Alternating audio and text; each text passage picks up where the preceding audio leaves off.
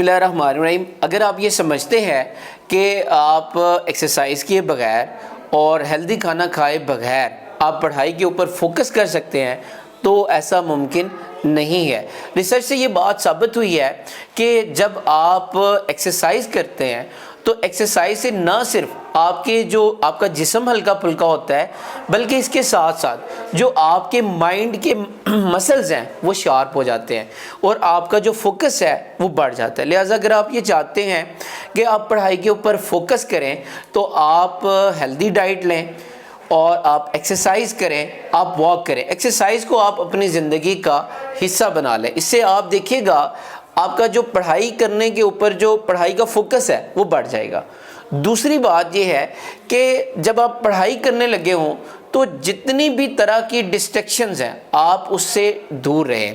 देखिए, ये जो डिस्ट्रैक्शन होती है ये दो तरह की होती है। एक फिज़िकल डिस्ट्रैक्शन होती है और एक आपकी डिजिटल डिस्ट्रैक्शन होती है। फिज़िकल डिस्ट्रैक्शन का मतलब ये है कि आप जिस रूम में बैठे हैं और आप पढ़ाई कर रहे हैं उसी रूम में आपके घर वाले सारे बैठे हुए हैं, आपके बहन भाई हैं वो आपस में बातें कर रहे हैं, उसी रूम में टीवी लगा हुआ है और आप ये फिर गिला कर रहे हैं कि जी मुझे पढ़ाई पे फोकस नहीं हो रहा और मुझे चीज़ें याद नहीं हो रही। असल में ये है कि वो फिज़िकल डिस्ट्रैक्शन है। आप क्या करें, रूम को सेपरेट करें जहाँ पे किसी किस्म का कोई शोर ना हो। दूसरी डिस्ट्रैक्शन है वो है डिजिटल डिस्ट्रैक्शन। कुछ तलबा पढ़ाई करते हुए सोशल मीडिया का इस्तेमाल करते हैं, लिहाजा उनका जो फोकस है वो नहीं हो पाता। लिहाजा सिंगल टास्किंग किया करें।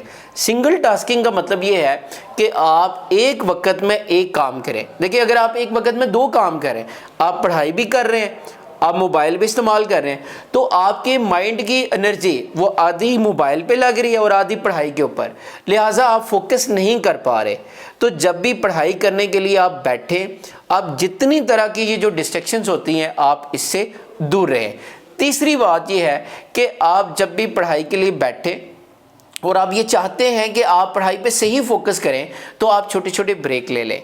रिसर्च से ये बात साबित हुई है कि इंसान का जो माइंड है वो किसी भी चीज़ पे जो फोकस कर पाता है वो 40 to 45 मिनट है। उसके बाद वो जो फोकस करने का ग्राफ है वो नीचे जा रहा होता है। लिहाजा आप 40 मिनट आप फोकस के साथ पढ़ें और फिर आप 10 मिनट की ब्रेक लें।